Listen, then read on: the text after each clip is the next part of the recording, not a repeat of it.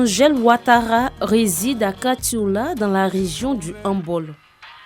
La soixantaine révolue, Angèle est une ancienne exciseuse bien connue dans son quartier. Depuis plus de 5 ans, la sexagénaire a décidé de jeter le couteau. Elle s'est lancée dans la sensibilisation contre une pratique qu'elle juge négative désormais. Toutes mes camarades que je verrai qui seront en train de faire l'excision, je leur dirai d'arrêter. Parce que moi-même, j'ai déjà arrêté pour moi. Je vais dire aux autres femmes qui continuent de faire d'arrêter. Angèle pratiquait l'excision pour répondre aux exigences de la coutume. Une coutume selon laquelle naître femme exige l'ablation du clitoris. Chez nous ici, c'était une tradition. Quand ma grand-mère est décédée, elle m'a laissé cet héritage d'exciser. Et donc j'excisais. Et quand tu mettais une fille au monde, c'est obligé que tu l'excises. C'était forcément qu'elle passe par l'excision d'abord pour être une vraie femme. En 2016, Angèle a vu la présidente des exciseux de son quartier se faire écrouer par la police. Ce traumatisme l'a conduite à sensibiliser ses sœurs à l'abandon de cette pratique. Ce mercredi, elle convoque une réunion à son domicile. Objectif, véhiculer le message de sensibilisation en langue locale, le Tagwana. À l'issue de cette rencontre, les femmes retournent satisfaites. Le message bien perçu. Maintenant, quand on a compris le message, nous on passe de porte en porte pour dire à nos mamans d'arrêter. Et elles nous disent aussi qu'elles ont arrêté, qu'elles ne savaient pas. Nous avons compris, nous on ne va plus répéter ça. Nous on a banni ça. Plus jamais on va toucher à ça. Ça là, c'était des trucs anormaux. Moi je n'aimais pas ça. Donc quand ils ont dit de cesser, en tout cas, les vieilles ont compris, elles ont cessé. Donc je suis très contente de ça. L'excision reste encore une réalité dans le Hambol. Dans un taux national de prévalence de 36,7%, la région du Hambol au centre-nord du pays occupe la 2e place avec plus de 57%. La sensibilisation demeure alors le seul moyen pour exhorter les femmes à jeter le couteau. À l'occasion de la Journée mondiale de lutte contre les mutilations génitales féminines, célébrée chaque 6 février, Clarisse Tewa, présidente de l'ONG ABFEV, Association pour le bien-être des femmes victimes de l'excision, effectue une mission de sensibilisation dans la région. Une manière d'encourager les femmes, exciseuses ou non, à bannir cette pratique abjecte.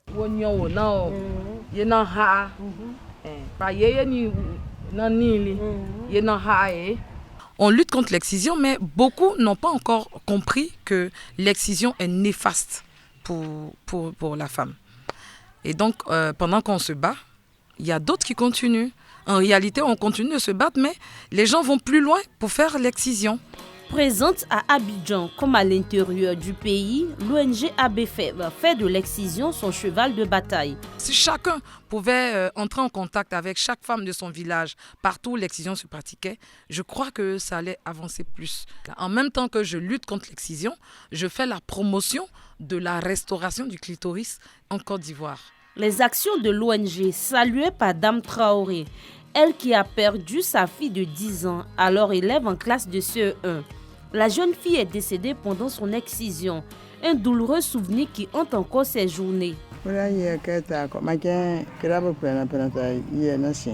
je pense à ça, ça me fait très mal. Surtout, je souffre. Surtout quand je vois aujourd'hui les filles qui sont là, qui ont la même promotion avec ma fille, quand je les vois passer, à chaque fois quand je les vois, j'ai mal. Ça me fait mal. Les conséquences de l'excision sont diverses.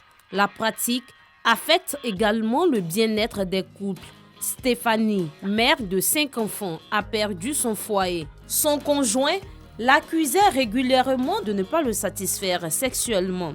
C'est avec beaucoup d'émotion qu'elle nous raconte ce cauchemar. Ça fait beaucoup mal, mais on peut pas. C'est peut-être ce qui a gâté mon foyer. Vraiment, ça me fait mal. Ça fait vraiment très mal. La douleur même n'est pas supportable. Si moi-même je savais que c'était un truc comme ça qui pouvait détruire ma vie, là, j'étais déjà presque âgée un peu même. Et puis un jour comme ça, je me suis levée, j'ai attrapé ma petite soeur et puis on est parti. En tout cas, ça nous a beaucoup maltraités. Selon la dernière enquête à indicateurs multiples de 2016, le Grand Nord enregistre un taux de prévalence de 79% de femmes mutilées. De 2018 à 2021, la ville d'Abidjan a enregistré 104 cas d'excision, nous explique la directrice du Comité national de lutte contre les violences faites aux femmes et aux enfants. Vous voyez un peu l'ampleur de la question. Et donc, il faut dire également qu'il y a des zones qui sont particulièrement touchées, notamment la zone du Nord. Les mutilations génitales féminines, comme on les appelle, ce sont des pratiques traditionnelles néfastes ou nuisibles. Et quand on dit pratiques traditionnelles, elles sont en lien avec notre culture, avec notre éducation, que nous avons hérité de nos familles, de génération en génération. À l'occasion de la Journée internationale de tolérance zéro à l'égard des mutilations génitales féminines, la directrice du dit comité met l'accent sur la sensibilisation. Je voudrais dire à toutes nos mamans, à toutes nos sœurs, à toutes nos filles de s'engager pour dire non aux mutilations génitales féminines. Parce que ces mutilations détruisent la santé physique de la femme, mais également la santé psychologique de la femme. L'excision est punie par la loi numéro 98-757 du 23 décembre 1998 et passible d'une peine d'emprisonnement d'1 à 5 ans avec une amende de 360 000 francs à 2 millions de francs CFA. La peine peut également aller jusqu'à 20 ans d'emprisonnement si la victime meurt des suites de son opération. Accélérons l'investissement pour mettre fin aux mutilations génitales féminines. C'est le thème de l'édition 2022 en Côte d'Ivoire. Un engagement pour mettre fin à cette barbarie infligée aux femmes et préserver la vie des petites filles.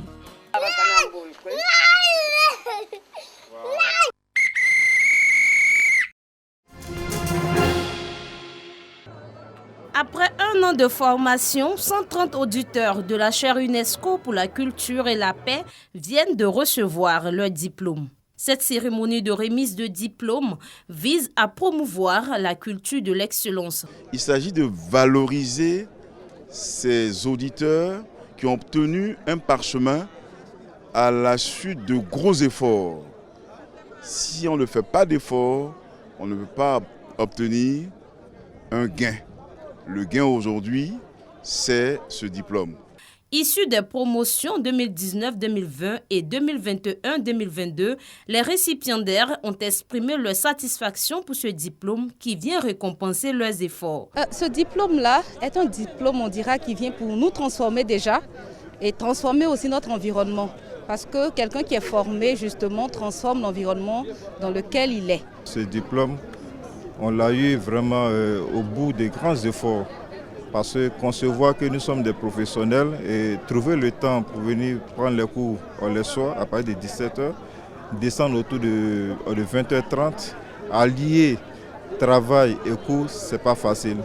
Mais on avait vraiment un objectif clair, c'était vraiment de se former, c'était vraiment de renforcer vraiment toutes nos capacités et aujourd'hui je pense que c'est un sentiment de joie.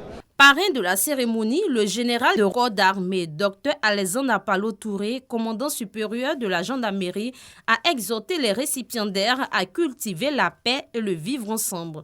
Je vous renouvelle et vous encourage à observer la quête continue de la paix, à vous battre pour être ces modèles d'Ivoiriens qui savent d'où ils viennent, où ils sont et où ils vont.